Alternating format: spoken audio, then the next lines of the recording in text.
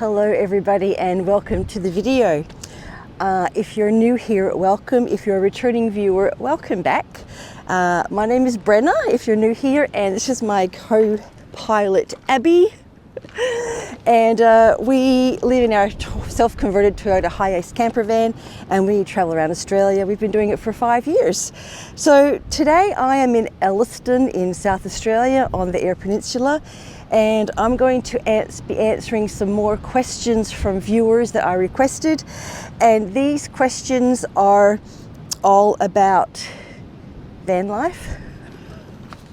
I had to have a look. These questions are more about me, my life, things like my art and things like that, where I'm going, what I'm doing.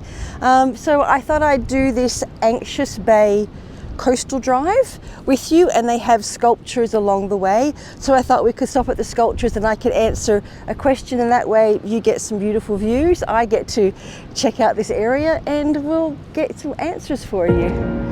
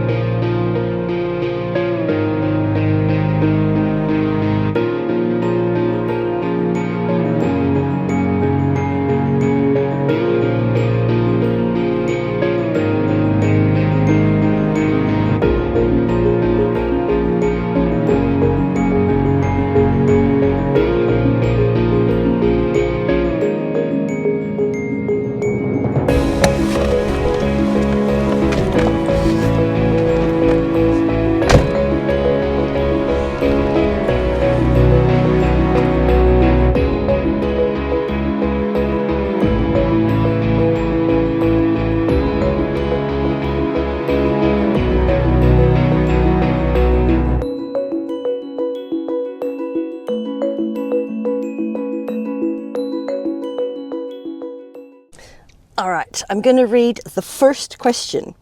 It says, I would love to know when you are coming to North Queensland. Also, do you take your artwork to any markets to sell? That would be a cool video. I love the idea of traveling around Australia, attending markets and being a stall holder at all the different markets over Australia. Been here for 2 years now, so not a newbie. That means 2 years on my channel. And the channel's been going for 4 years. So this place I'm at now, I made a video, one of my first videos, and I actually ran out of time because I did Venus Bay and Elliston in the same day, and it's too much. You need a good full half a day in each. It doesn't account for traveling. All right, am I going to North Queensland? No, I don't have any intentions of going to North Queensland. It's too hot for me. I don't like hot and humid, so I won't be going. Same with Northern Territory. I'm not planning on going up there, not in the van anyway. My art. So do I take my art to markets? I don't. And look, it would be really cool. It'd be something I would love to do, but it's not something I can do with Abby. Most markets don't allow dogs, and also Abby around dogs and people is very excitable, very, very excitable. Don't let her fool you. She looks so cool, calm and collected, but she's not always that way. Extremely excitable. So it's not really an option for me at the moment, but maybe something that I can look into again when she passes. I have a lot of things that I can do that I can't do now. Now, I don't know if there's nothing, no plaque here or anything that talks about the sculptures. I might have to have a look online and see if there's anything, but the views here are just absolutely spectacular. Yeah, and I think the sculptures are really cool, but there's quite a lot to do, so let's go to the next one.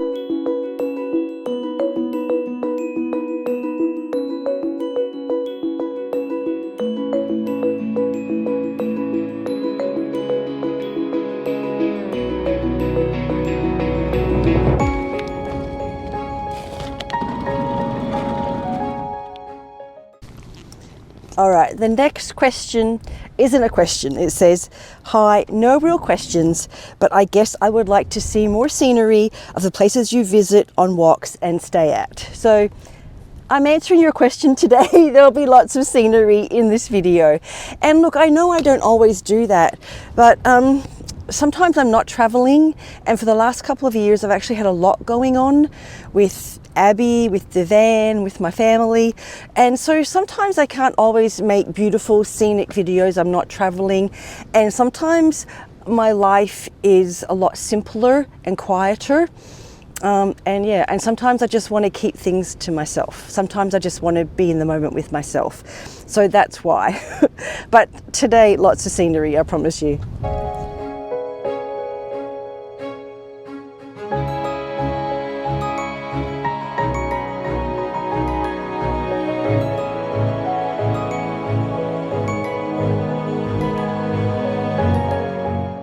There are two more parts to this question. The first one is, am I allowed to share fuel prices when refueling? I'm allowed to share anything. I don't think I will though. It's just, yeah, when I'm getting petrol, I'm just getting petrol and filling up. I did get the prices when I was coming across the Nullarbor, but other words, I won't be doing that, sorry. First of all, I don't see how it's gonna help you. Fuel prices vary immensely from anywhere, all over Australia. The prices, you can't predict them or anything. So yeah, I have a budget of $100 a week for fuel, if that helps you, and I usually come in on budget. So it doesn't matter what the price of the petrol is, my budget's $100 a week. That's more important than the price. And the last part of this question is, would I ever consider getting a drone? And my answer is no. To me, my channel's not about spectacular scenery. I prefer to do more close-up shots. I prefer to be more in the moment, more my viewpoint on things. I'm not trying to be a travel channel. I'm trying to be a motivational, inspirational channel to inspire other older women to go out and do the things you want to do. It doesn't have to be living in a van or traveling, but just to go out and do it. So I like to give things from my actual viewpoint, my perspective, what I can see. Again, I'm not trying to be a spectacular travel channel. And look, if that's what you want, no hard feelings if you go somewhere else at all. This is what I'm doing, and it's okay if you're not suited here. It doesn't bother me at all right? I have a very specific goal in mind, and that's what I'm going to stick to. Let's go check out this sculpture. This is an interesting one.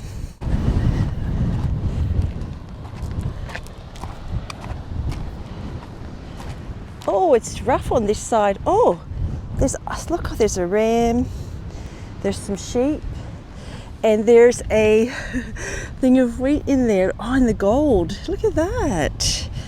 Very cool. Oh, and there's some more on this side. Probably can see better from here. Yeah, look at that. So there is a lot of farmland around here. That's why I love the Eyre Peninsula. It's like all farms and wheat belt, and then this spectacular coastline. So I'm guessing this really represents the area. You have, yes, sheep and the wheat. That's what it is. This is the wheat belt, wheat and sheep. And the sheep have the best views in the world I've ever seen here.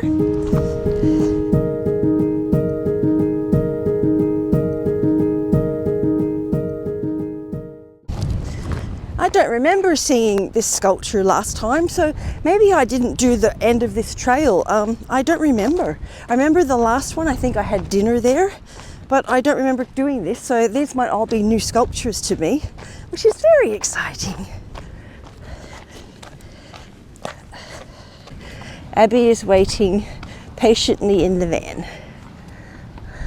Hey, sweetie.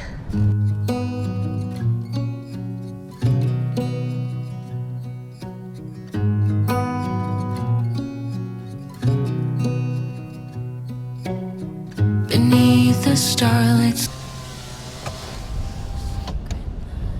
So there's the farmland on the other side, as you can see. Farmland, coast. Beneath the moonlight, soft touch your hand in mine gets me every time.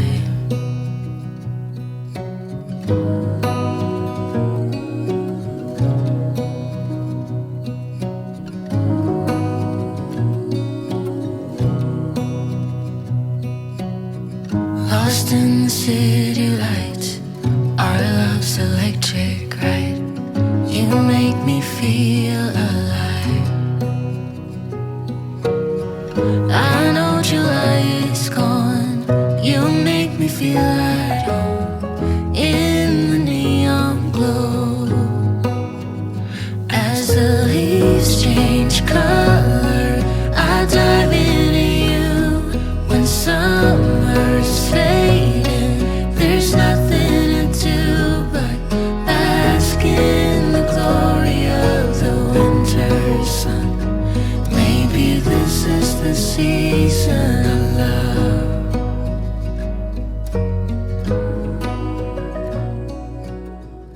not sure what these are supposed to be, but this middle one, he's got a hole in his head and a tube. So yeah, I'm not sure what they're supposed to represent, to be honest.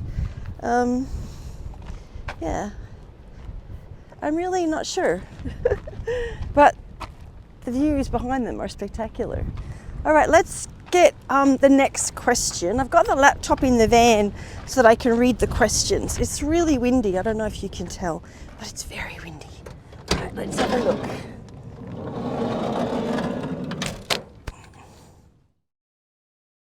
All right, this question is, how different do I think my van life existence would be if I never started filming? Better or worse? I think this question all the time on my nomadic, homeless Aussie existence. It's a funny thing about life. When you do something, you don't know what it would be like if you didn't do it. I did live for 1 full year in the van before I started making videos. But I always knew I was going to make videos. I didn't always know I was going to live in a van. So I really wanted to make videos years before I decided to move into a van. And the reason I wanted to make videos was same reason I do it now, to inspire and motivate older women to go out there and live. I have been through a lot in my life and I have overcome everything. And so I want to be inspiration for people to see you can overcome things, you can keep going, and life is wonderful as you get older and as you age. That was always my goal, and just happened to move into a van, and that happened to be kind of the premise around it. So I don't know if it would be better or worse because I do it, so I don't know if I didn't do it what it would be like. Oh, I think that answers the question. So yeah, I would always make videos, whether I lived in a van or not. I would have always made videos.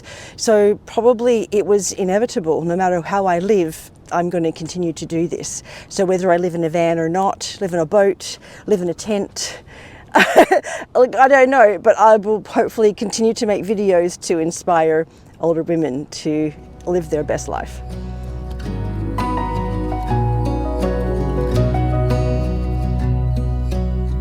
Beneath an endless night, the world spins around. You're there, ease my mind. Like stars that never die, you and I will shine during the darkest times. As the leaves change color, I dive into you. When summer's fading, there's nothing to do but bask in the glory of the winter sun. Maybe this is the season of love. As the leaves change color, I dive into you. When summer's fading, there's nothing to do but bask in the glory of the winter sun. Maybe this is the season of love. Maybe this is the season of love. We actually bumped into some people the first time. Let's answer the next question. The next question is from my best friend in Canada, Melissa. Hi Melissa, if you're watching this. So she says she tries to catch up on my vlogs once in a while, and one day she will make it to Australia. I haven't been back to Canada since 2012, so it's been 13 years since I've seen Melissa. And when I was there last time, she had a baby, and that baby's going to school, like in high school, I think. I'm like, whoa. All right, she asked me, what do I do or would I do for a vacation or a quick break, and do I have any plans? That's a really good question, because some people think that the way I live is a vacation, but it's not. It's hard work. Living in a van is hard work. Everything is just harder. Everything takes twice as long. So I do take vacations in caravan parks. So when I want a break or a rest, I will usually go to a caravan park, and I may stay for a week or 2, depending on how much of a break I need. I don't have any plans for travel holidays, as in overseas. I think I'm done with overseas travel. Sorry, Melissa. But I spent a lot of my life traveling around the world, a lot of my life traveling back and forth. I've spent a lot of my life traveling back and forth between Canada and Australia, and I've kind of had enough. I really enjoy traveling around Australia in my van, and I'm really happy with that at the moment. So I don't have any plans for overseas travel. I don't think I'll be seeing you anytime soon, Melissa, unless you come here. And yeah, to take a break, I just go to a caravan park where you have running water, I can plug into power, hot showers, usually a camp kitchen to cook in. It's like a 5-star hotel for me. So that is how I take a break from van life. This next sculpture is a metal one, I believe, and there's some signs over here. Let's check them out.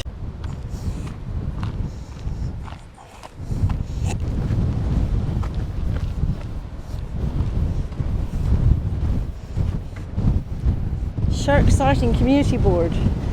Shark bite first aid kit. Whoa. I don't think I want to go swimming here.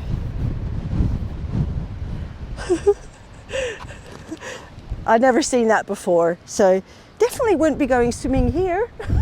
They've got a shark bite first aid kit and a shark sighting community board. Yeah, I don't go in the ocean because sharks. Sharks, people, sharks. But the sculpture's over here. Let's have a look. Oh, there's a beautiful mosaic table. Look at that.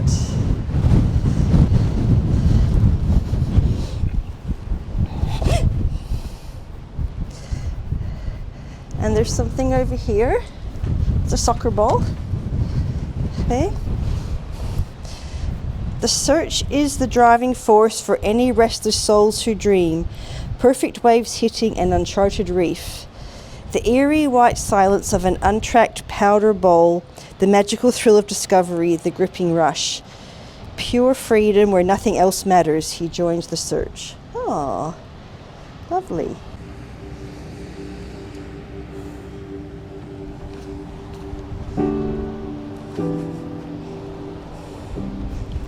I'm not sure what this is meant to be, but if I had to guess, I would say a kangaroo.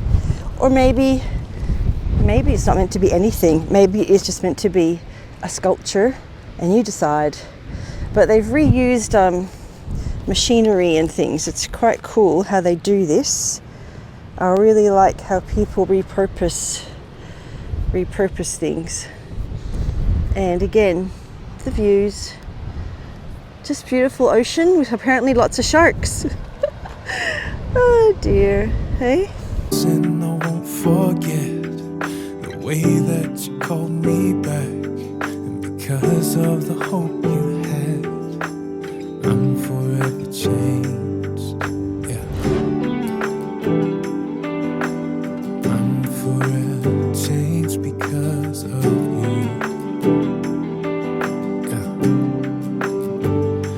It's your faith that made those mountains move. It's your faith that brought me to the truth.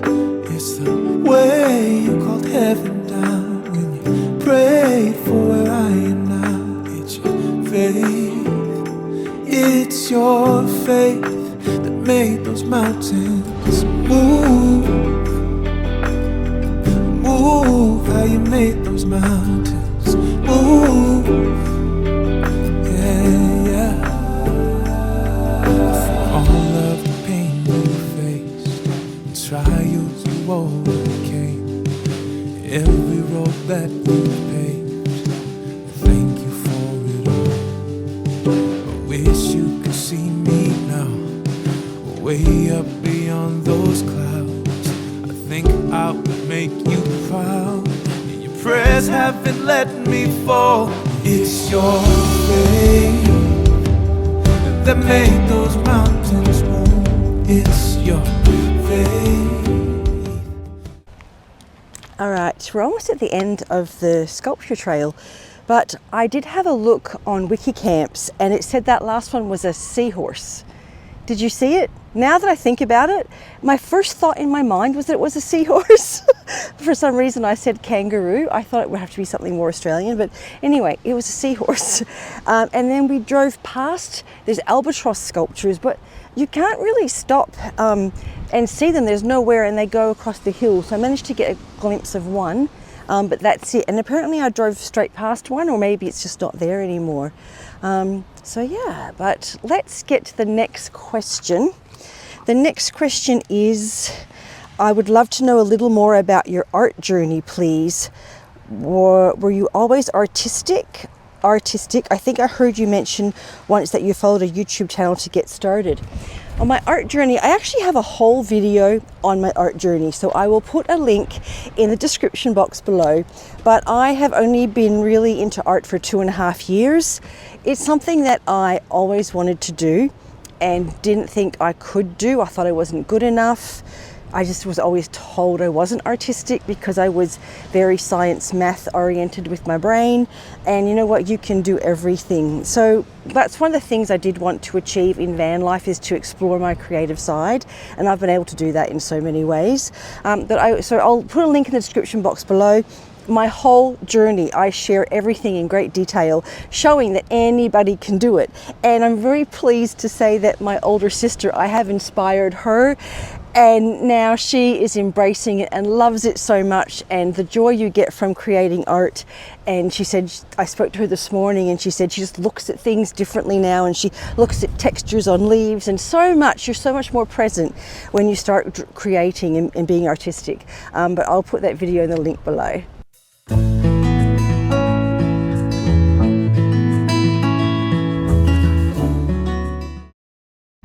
Question is a very quick one to answer. Am I planning on going to the Northern Territory? Not in the van. I'm really not.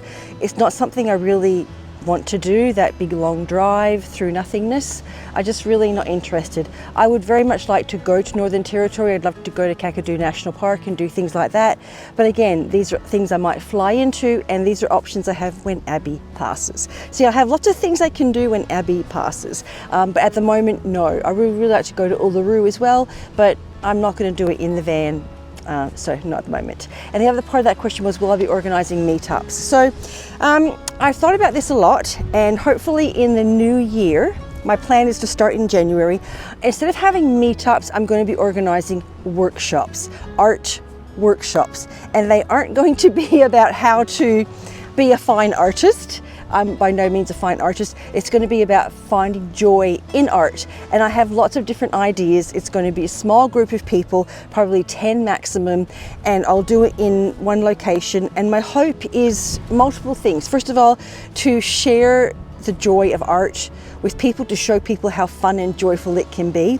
Second thing is to hopefully maybe also then connect like-minded people in a small community, people that may never have normally known each other. Like I have met so many people through doing YouTube. So hopefully maybe some people will connect and may stay friends and do art together or whatever, things like that. So that's my plan going forward in January, and I will be announcing that. It'll definitely be in the newsletter. If you subscribe to my newsletter, there's a link to the website in the description box, and I will be putting that up in there.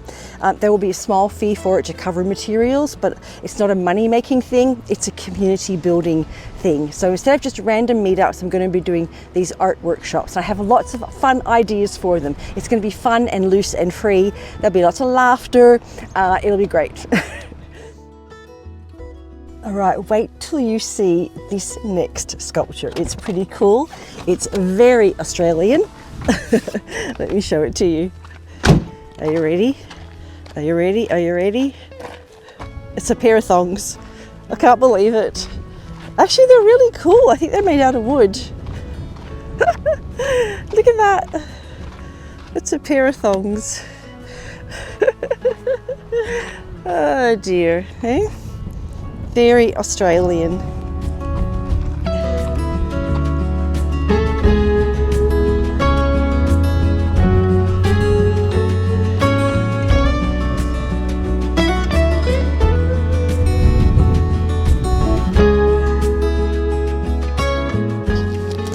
Okay, we have 2 questions left.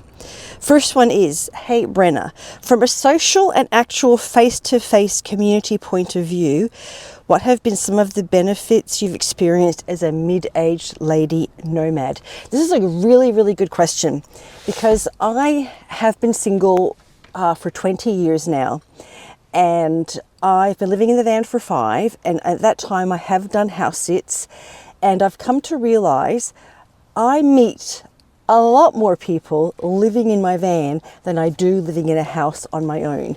When you're in a house on your own, you're just not interacting with people unless you go out to the shops or something. When you're living in a van, especially if you go to a campground or a caravan park, there's almost always people around and they all chat to you and say hello, or you're going through small towns with a dog and you meet local people. You just meet so many more people. I interact so much more than I do in a house. When I do house sits, I'm all alone. I'm not interacting with anybody unless usually I go to the shops. So it's very good for community. And especially when you are on your own and you're a middle-aged woman, people almost feel sorry for you. And like, oh, do you want to come and chat? So yeah, and especially with the dog, you meet a lot of people with the dog. But look, it's a really great thing. People think it's isolating and lonely. I think it's the opposite. I meet so many people. All right, the last question is, how would I compare van life in Australia to van life in America? So first of all, I'm from Canada. And secondly, I've never done van life in America, but I have obviously watched YouTube videos of people in Canada and America. I have done 2 road trips from Toronto, where I was living, to Mexico. I've done that twice, there and back. And so I guess, but that was a long time ago. Like that was when I was 30. That's 30 years ago. That's hard to imagine that I could do something 30 years ago. Here's the thing. It doesn't matter whether you live in a van or not. Living in Canada or Australia or America, it's very different. They're different cultures. So it doesn't matter whether you're in a van or in a house or where you are. It's just extremely different cultures. I would have to guess that Australia is extremely safe compared to America. I feel Canada and Australia have similar cultures, except for when it comes to drinking. I think Australia has a bigger drinking culture than Canada. Australia has better weather than Canada, in my opinion. That's why I'm here. I don't do the long cold winters. But yeah, I think it's hard to, you can't really compare because they are just such totally different cultures. I know the US is so built for road travel.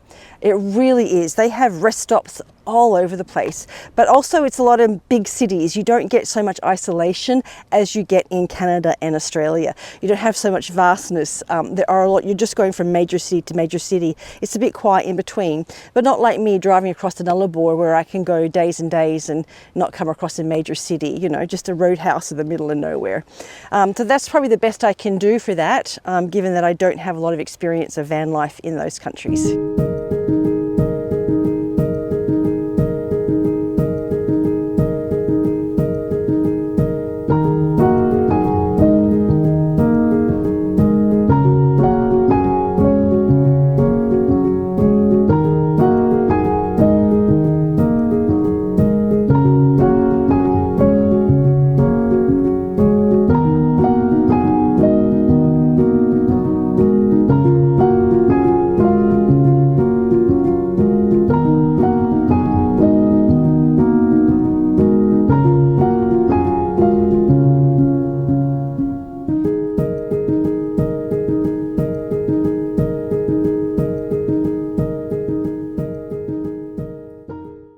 So this is the end of the Q&A, but I have one more thing that I want to share with you, and that was where we stayed last night. So we stayed at the Talia Caves campground, and I highly recommend going to do the Talia Caves. I did do them last night. I didn't video it. It was just a quiet time for Abby and I, but I did take a nice panoramic shot this morning, and we walked Abby around there. But the campground is $10 a night, and there's no internet or phone. So Starlink came in really handy, and you do have to book online. So you need to book before you get there, or use your Starlink to book while you're there. But look, it was so beautiful and peaceful, and it was halfway between Venus Bay and Elliston, so it was just a great stop. And yeah, just wanted to let you know. So sometimes I do share where I stayed, but it was a beautiful spot. Look, thank you so much everybody for being here, for watching the video. If you enjoyed it, please give it a thumbs up. I know there's this new hype thing and a few people are struggling to find it. I believe it's only on the mobile YouTube app. I don't think it's on the television or the computer. And it's underneath, like where you have share and stuff, if you scroll across, there's a hype. But look, if you can't find it, no drama. It's a new thing. I'm not exactly sure where YouTube are going with it, but thumbs up is great for me. And look, if you enjoyed this video, leave it in the comments. I do have a couple more Q&A videos still coming. If you asked a question, they're still coming. I think I have 2 more to go, so your questions will get answered, but this would have just been too much for one whole video. I hope you enjoyed it, and I'll see you soon. Bye.